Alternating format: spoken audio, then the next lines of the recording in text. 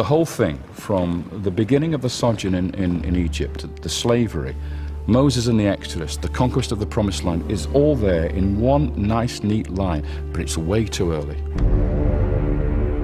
I don't believe there was a single event that we can call the Exodus.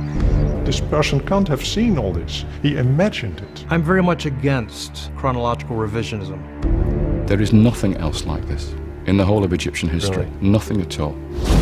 When you put those cities side by side, the biblical account and the archaeology match extremely well. So far, there is no documented evidence about the Exodus.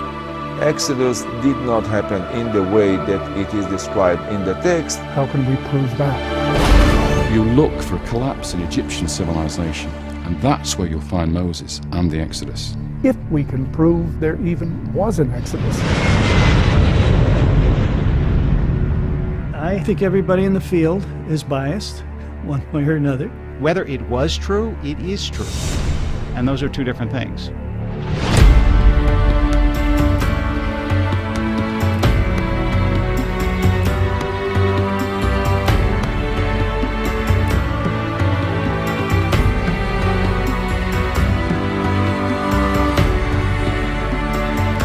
An E, an A, and an L. Israel.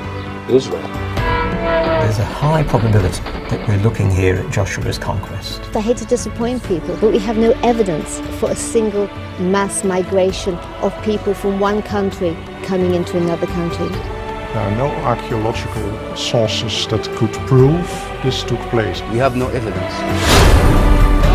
If people are telling us that there was no Jericho at the time that Joshua conquered the Promised Land, and therefore Joshua is a piece of fiction, and therefore the conquest is a piece of fiction, why don't we ask the simple question, when was Jericho destroyed? In terms of reconstructing ancient history, a lot hinges on the answers. Do you think this is Joseph? Either it is Joseph, or it's somebody remarkably the same.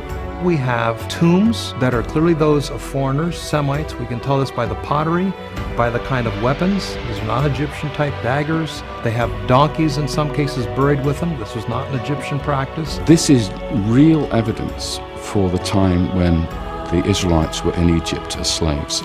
We were slaves? Why? I mean, if you're going to dream up a story, surely you'd come up with a better one than that.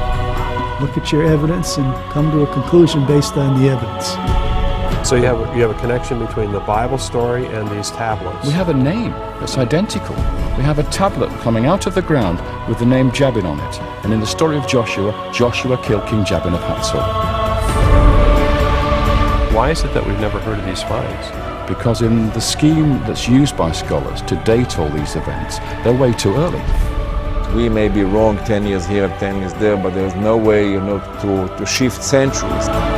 Because it would undo a lot of their books, wouldn't it? It certainly would, yes.